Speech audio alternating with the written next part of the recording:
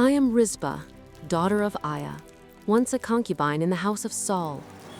I remember the splendor of his court, its bustle and vows, his cowering presence when the prophet first anointed him king. In those days, I bore him 2 sons, Armoni and Mephibosheth, and thought strength would hold. But shadows came, Saul's jealousy of David, Samuel's rebuke, wars that ground our hope to dust. On Mount Gilboa, the king fell, and with him his sons. The kingdom reeled, and I with it, passed like a rumor through the halls of the powerful, yet bound to Saul's memory by love and ruin. Years turned, and a famine seized Israel, 1 year, then 2, then 3.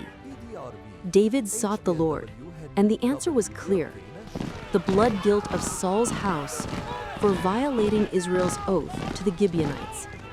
Justice, the Gibeonites said, would not be silver or apologies. It would be 7 of Saul's descendants, hanged before the Lord at Gibeah of Saul. For Jonathan's sake, the king spared his son, Mephibosheth, but my boys were taken, with 5 grandsons through Merib and Adriel. They were raised upon the stakes, their bodies left exposed, a sentence pronounced upon the living as much as the dead.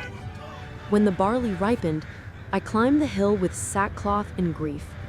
I spread the cloth on the rock and kept watch. By day, I beat back vultures that circled like verdicts. By night, I shouted at jackals and threw stones until my voice broke. The sun burned my skin, the wind crusted my lips with dust.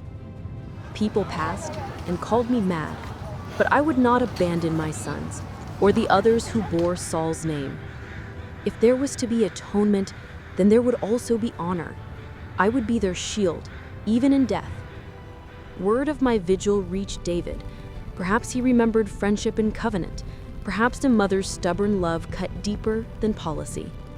He ordered the bones gathered, not only of the 7, but also of Saul and Jonathan, left since Gilboa. They were carried to the tomb of Kish at Zelah in Benjamin and laid to rest together. After that, God heeded the prayers for the land, and rain returned to the soil. I came down from the hill when the first cool drops dotted the dust. My hands were raw, my body spent, but my heart was steadied. I am no queen, no prophet, no warrior. I am a mother who stood her ground. Let the scribes write of kings and battles. Let them reckon law and guilt and oaths.